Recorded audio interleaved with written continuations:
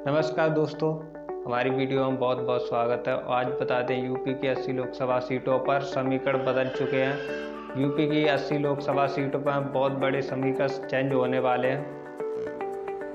कयास लगाए जा रहे हैं कि यूपी की राजनीति में कब क्या हो जाए किसी को पता नहीं है।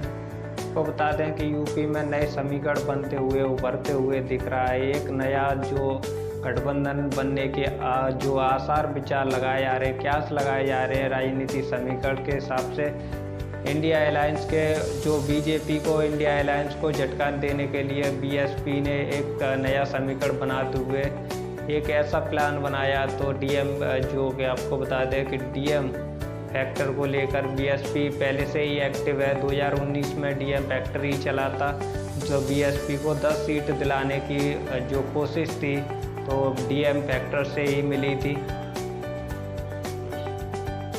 डीएम फैक्टर बता दें तो डीएम दलित और एम मुस्लिम, जो दलित मुस्लिम का गठजोड़ है। बीएसपी ने अब वो यूपी के अंदर जो समीकरण बनाते हुए अपनी जो अपनी रणनीति को धार देते हुए यूपी में उतरने के जो क्यास लगाए जा रहे थे कि इंडिया गठबंधन को और एनडीए गठबंधन को जो झटका देने की जो बीएसपी की चाल है वो दिखती जा रही है। बीएसपी ने गठबंधन करने की जो रणनीति बनाई थी AIMIM से, जो असदुद्दीन ओवैसी से गठबंधन करने के लिए बीएसपी बसपा सुप्रीमो मायावती का जो गठबंधन अलायंस में चल रहा है उसकी चर्चा जोरों शोरों से है। गठबंधन होगा तो यूपी में समीकरण बनने के आसार विचार लग रहे हैं। समीकरण से दिखता है कि सबसे ज़्यादा नुकसान एनडीए और इंडिया को होने जा रहा है।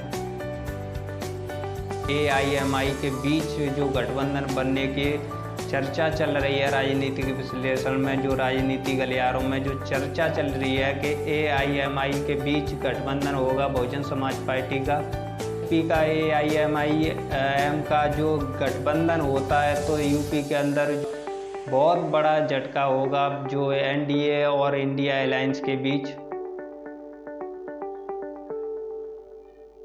इंडिया अलायंस को बड़ा झटका लगेगा क्योंकि यूपी के जो अंदर 80 लोकसभा सीटों में मुस्लिम माहौल में जो कि मुस्लिम माहौल के बीच असदुद्दीन ओवैसी अपना प्रचार करेंगे तो मुस्लिम को तोड़ने की कोशिश रहेगी IMIM की, जो कि असदुद्दीन ओवैसी और बहुजन समाज पार्टी का जो पहले से ही रणनीति बन रही थी कि बहुजन समाज पार्टी की पहले से रणनीति बन रही थी कि सबसे ज़्यादा दलित और मुस्लिम को तोड़कर अपना समीकरण बनाते हुए राजनीति में जो अपना जनाधार बचाते हुए बीएसपी को मजबूत किया जाए।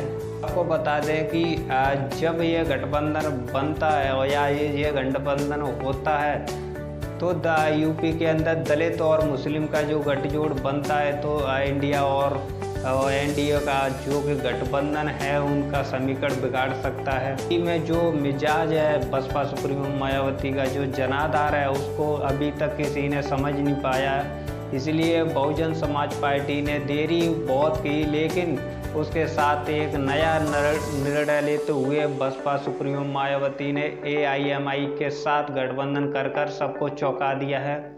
यह गठबंधन यूपी के अंदर होता है तो सबको चौंकाने वाले समीकरण आएंगे, जो कि 2019 में समाजवादी पार्टी बहुजन समाज पार्टी एक साथ होकर सत्ता प्राप्ति के लिए 10 सीट लेके आई थी और उसने जो निर्णय लिया था कि अब जो कहा था कि सपा के वोट कन्वर्ट नहीं हुए बीएसपी में, वो आरोप लगाते हुए बसपा सुप्रीमो मायावती ने गठबंधन तोड़ लिया था। इसी दौरान अभी जो चर्चा चल रही है कि राजनीति गलियारों में जो चर्चा चल रही है कि AIMI के साथ बीएसपी ने गठबंधन करने की सोची है। ये गठबंधन एक साथ होता है तो जो दलित मुस्लिम का जो समीकरण है बीएसपी का कंप्लीट होते दिख रहा है और इस वोट को अपने साथ लेंगे तो सपा के मुखिया अखिलेश यादव को बड़ा झटका लगेगा यूपी के अंदर, क्योंकि 2019 में जो सपा बसपा एक साथ आकर 10 सीट बसपा की निकली और उसके बाद में सपा की 5 सीट निकली तो बीजेपी को 15 सीट का झटका दिया था।